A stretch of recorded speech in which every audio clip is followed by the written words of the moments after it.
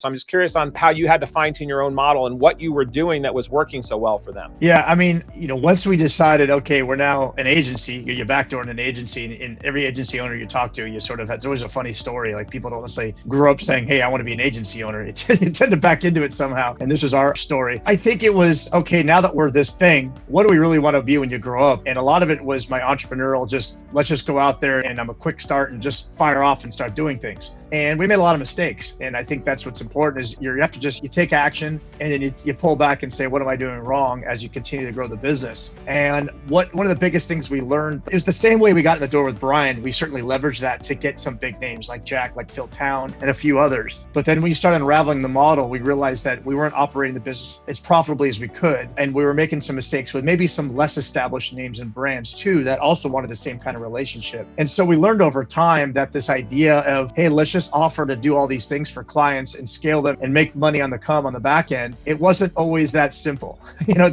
Brian really was a diamond in the rough under that, and so was Jack and somebody else. And you realize when we deal with others, it's not that easy. So over time we had to unravel that model and make pivots, and that's what all good entrepreneurs do. Is they say, okay, well, let's test assumptions out, and you have to be open to understand what you think is right may not always be the case. Just because it worked for one or two, it doesn't always work, but you got to quickly be able to adapt. And that's what happened over time, where now we've continued to evolve more thought leaders and attract them based on the work we've done. So I'm kind of answering a few questions here. One is, continue to go out there and help successfully build these clients and showcase the kind of revenue and the case studies of what we're doing. It will attract others that also want to be like them. But as far as our business model, it's had to evolve as well, where we've now pivoted to more of a let's date before we get married model, meaning Let's get to know each other. Let's make sure we like each other, because that certainly is a big impact with a lot of people. And no offense to some listeners, but there are people out there, and there's definitely the ego side sometimes when you deal with people and they want to do things their way and they're not responsive and things, on one hand, they want these amazing results. On the other hand, they're not doing what's needed in order to get the results because their egos get in the way. And you learn how quickly that this is, and then all of a sudden when they're ready to chat, they're like, I need this now. And they're like, okay,